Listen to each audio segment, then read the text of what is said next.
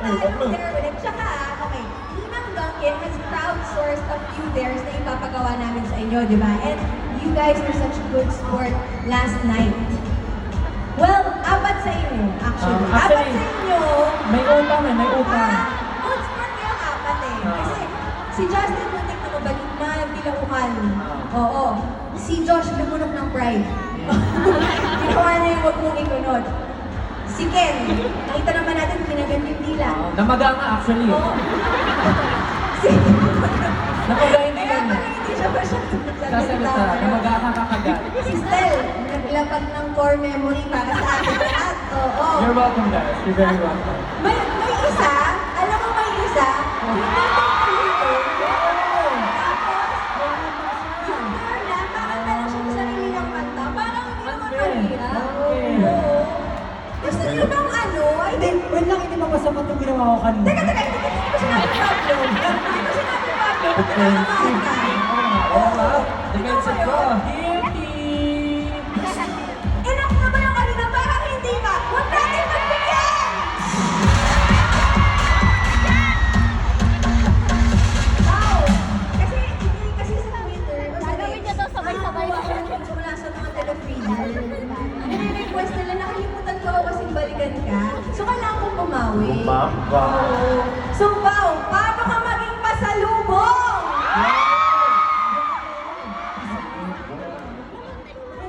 Parang natin si Pao! Let's go!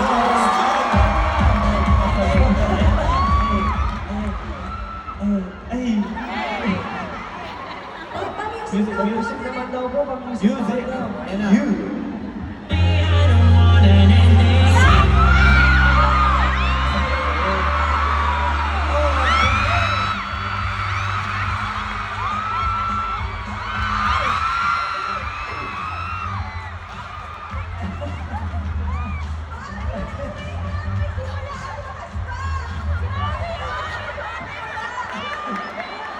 Delikado pala daw yung pasalubong naninira ng pintuan.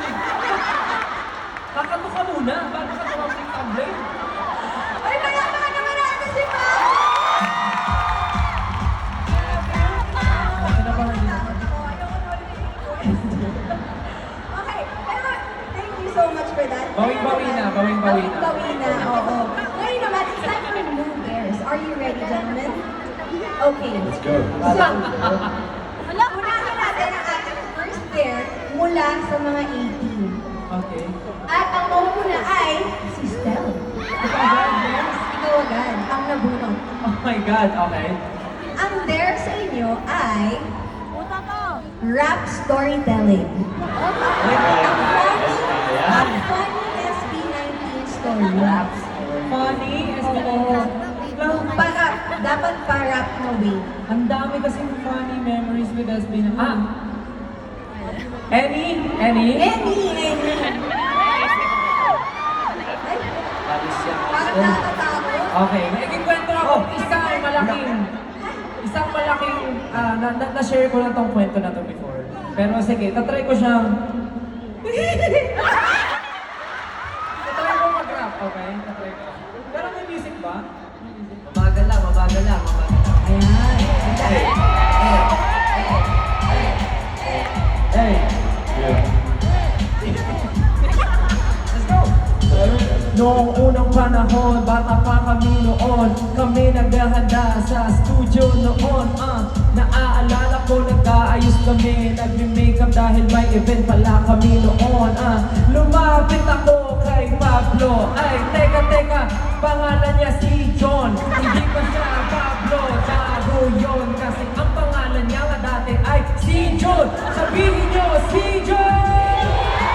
Si John! Okay, babalik ako sa istorya ko. So nagme-makeup nga ako at lumapit kay si John. Sabi ko, hey, pahiram ng miss mo. Sabi niya, bro, konti na lang to, pasensya na.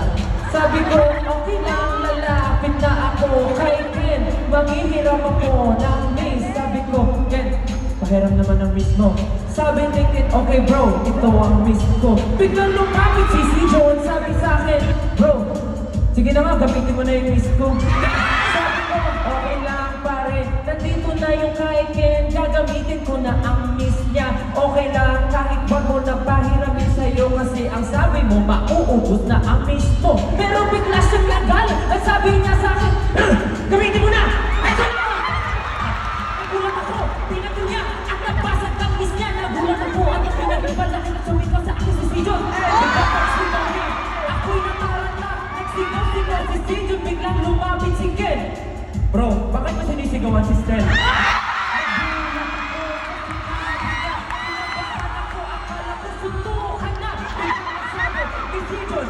Pare, bakit ka ba nakikialam dito? Sinagot si Ken, lumapit kay Sijon, dibdib sa dibdib. Ang sabi niya, bakit mo nga sinisigawan si Stel? Ganun na ganun ang nangyari. Ako'y kinakabahan at parang ako'y iiyak. Samantala nakita ko sa kabilang gilid si Justin at si Josh tumatawa na! Totoo na yan! Totoo na yan! Samantalang ako, nangihiram lang ng lift. Hindi ko alam ang gagawin pagkat pinakabahan na ang isang isang nandun lamang sa isang tabi. Pero ang nangyari, hindi ko natapos ang makeup ko dahil wala na akong best.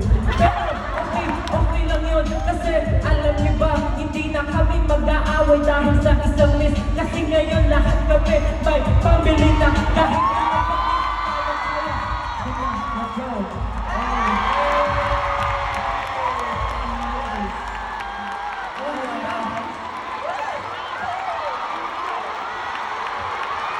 Let's go.